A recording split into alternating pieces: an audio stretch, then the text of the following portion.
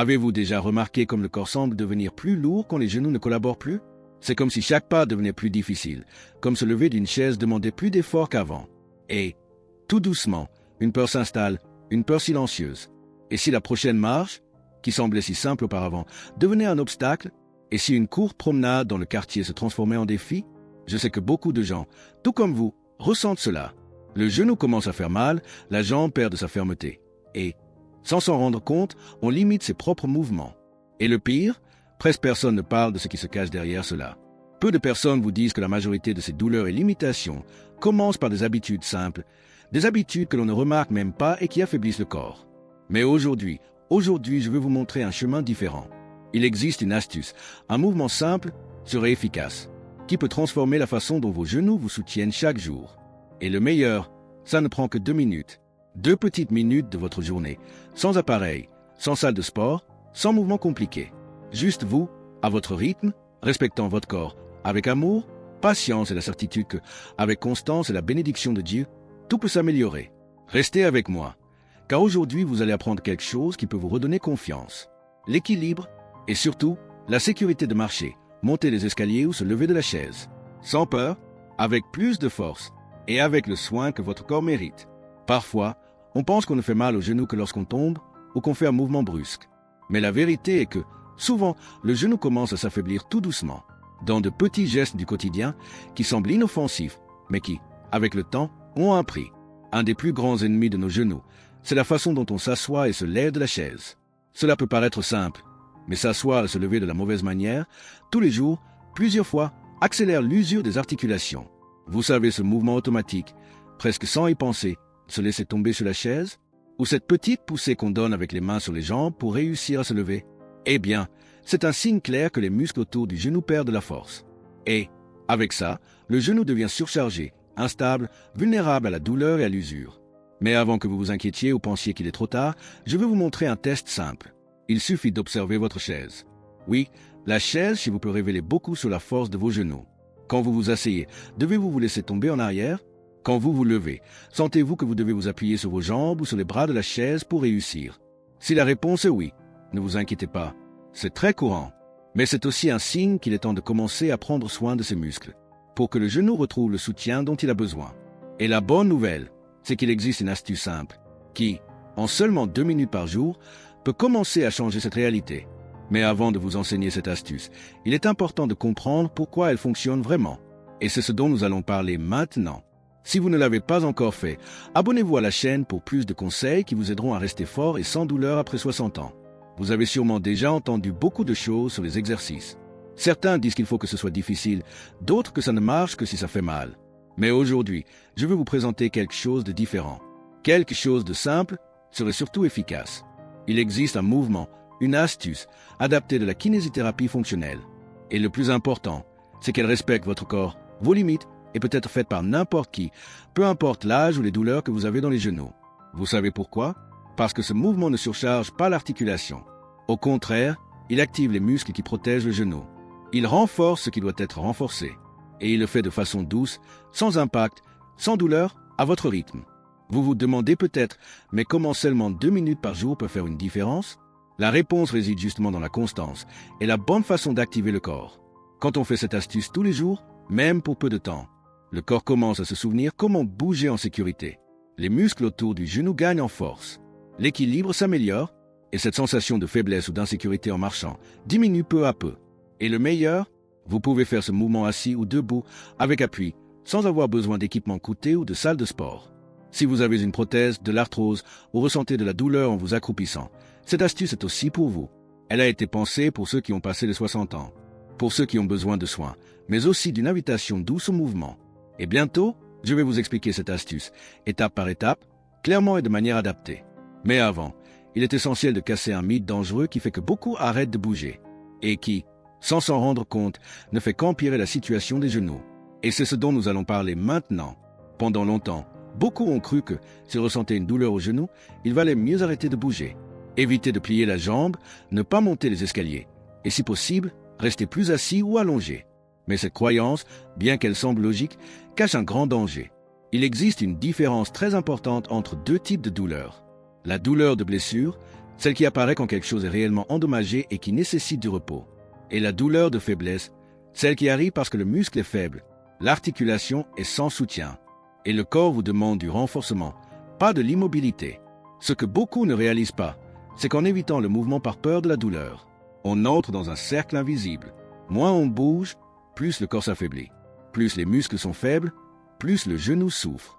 Et, avec le temps, des tâches simples, comme se lever de la chaise, marcher jusqu'au portail ou monter une marche, deviennent de vrais défis. Je me souviens de l'histoire de Madame Lucia. Elle a 73 ans et, pendant longtemps, elle a eu peur de faire le moindre mouvement. Elle croyait que, parce qu'elle avait mal au genou, le mieux était de ne pas forcer. Mais la vérité est que, plus elle restait immobile, plus elle se sentait en insécurité et fragile. Jusqu'au jour où, avec une bonne orientation, elle a compris que le mouvement, fait en sécurité et avec soin, était ce dont son corps avait le plus besoin. Aujourd'hui, Madame Lucia ressent encore quelques douleurs, comme c'est naturel, mais elle a repris confiance en marchant, retrouvé sa confiance, et, surtout, mis la peur de côté.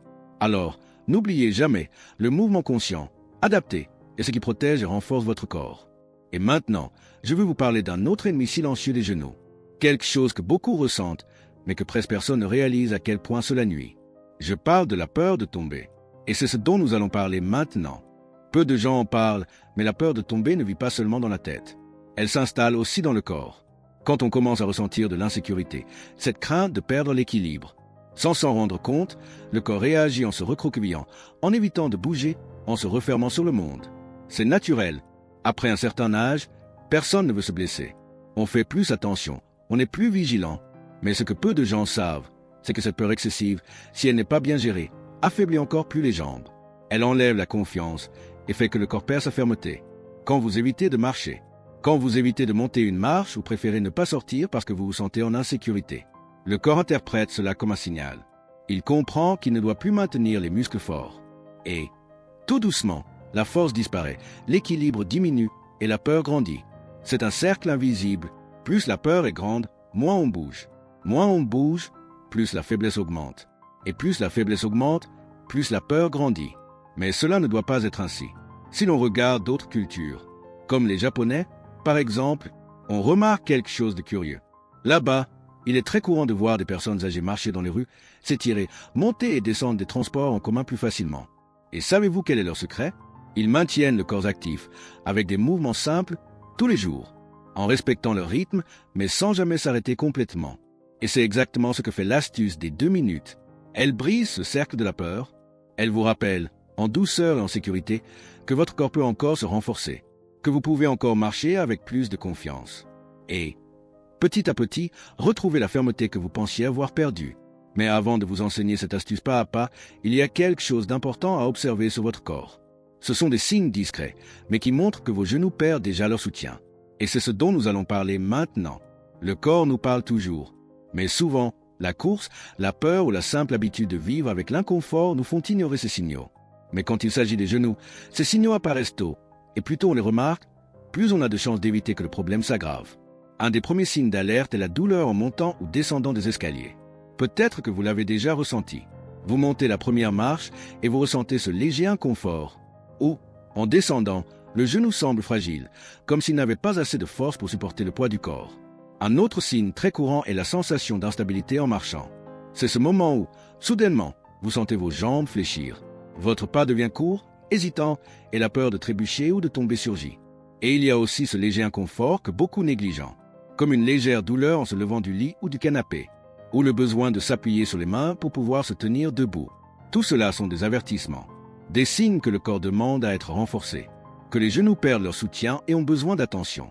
Mais la bonne nouvelle, c'est que quand on apprend à écouter son corps avec douceur, quand on ne néglige pas ces signes, mais qu'on les accueille, on prend soin, on reprend le contrôle, on comprend ce qu'il faut faire, à notre rythme, en sécurité, sans précipitation, sans pression, mais avec constance et amour. Et c'est pourquoi maintenant, je vais vous parler de quelque chose d'encore plus profond, de comment le mouvement conscient, fait avec respect et intention, ne prend pas seulement soin du genou, mais aussi de votre histoire, de votre force intérieure, et de votre foi en vous-même. Nous allons en parler maintenant. Quand on parle de prendre soin des genoux, on pense souvent seulement à l'étirement ou au renforcement physique. Mais le véritable soin va plus loin. Prendre soin des genoux, c'est aussi un acte de respect. Respect pour le corps qui vous porte chaque jour, pour les histoires qu'il a déjà vécues, pour les marques, les défis et les victoires. Le corps, avec les années, se transforme. Il ressent le poids du temps, des douleurs, des limites, mais il porte aussi une sagesse profonde. Et, avec le bon mouvement, fait avec conscience et douceur, il est possible d'éveiller cette sagesse. J'aime beaucoup la métaphore du bambou. Avez-vous déjà observé comment est le bambou? Il est ferme, fort, mais en même temps flexible. Il se balance avec le vent, s'adapte, mais ne se casse pas. Et c'est ainsi que vos genoux, votre corps et votre confiance peuvent être. Forts, fermes, mais aussi flexibles, prêts à s'adapter, à se rétablir, à continuer. Et ce mouvement conscient, cet exercice quotidien, n'est pas seulement physique, il est aussi spirituel. C'est un moment où vous prenez soin de vous, où vous honorez le temple qu'est votre corps, où, avec l'aide de Dieu, vous vous reconnectez à votre force intérieure.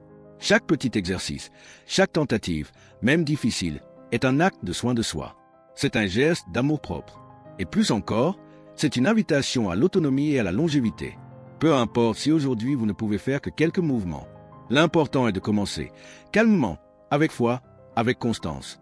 Car, jour après jour, ce soin se transforme en force. Il vous donne sécurité. Et vous montre que, oui, vous pouvez encore avoir confiance en votre corps. Mais il y a quelque chose qui peut tout faire échouer. C'est une grosse erreur, mais très courante, qu'il faut éviter. Et c'est ce dont nous allons parler maintenant. Il est très courant de regarder des vidéos ou voir des personnes plus jeunes faire des exercices et penser « S'ils y arrivent, je dois y arriver aussi ». Mais beaucoup oublient que le corps, après 60 ans, a besoin d'un autre type de soins. Ce qui fonctionne pour un jeune peut être dangereux pour quelqu'un qui a déjà subi des opérations, a des prothèses ou ressent des douleurs articulaires. Les exercices de salle de sport traditionnels, les mouvements rapides ou à fort impact ne respectent souvent pas les limites du corps mature. Et au lieu de renforcer, ils finissent par surcharger les articulations. Surtout les genoux, qui supportent déjà le poids du corps et deviennent plus vulnérables avec le temps. C'est pourquoi il est si important d'adapter les mouvements. Ce n'est pas arrêter de faire de l'exercice. C'est choisir le bon chemin. Un chemin sûr, fonctionnel, pensé pour ceux qui ont passé les 60 ans. Pour ceux qui veulent renforcer leur corps, mais sans prendre de risques. Et adapter ne signifie pas faire moins. Cela signifie faire de la bonne façon. Si c'est difficile debout, vous pouvez faire assis. Si vous vous sentez en insécurité, utilisez un appui mural ou une chaise. Si vous avez une prothèse ou de l'arthrose, faites doucement, en respectant vos limites. Les spécialistes qui connaissent vraiment la santé chez les seniors recommandent toujours un renforcement en toute sécurité. Pas de mouvements brusques, pas d'excès, pas de comparaison avec ce que les autres font. Le seul corps qui compte ici, c'est le vôtre. Et il mérite d'être soigné, respecté et renforcé à votre rythme. L'astuce des 2 minutes que vous avez apprises ici suit exactement cette logique. Elle est douce, sûre, adaptable. Et si elle est faite avec constance, patience et avec le soutien de Dieu, elle peut vous apporter les progrès que vous recherchez. Et c'est exactement ce que je veux que vous reteniez. Cliquez sur la vidéo qu'il vous recommande maintenant.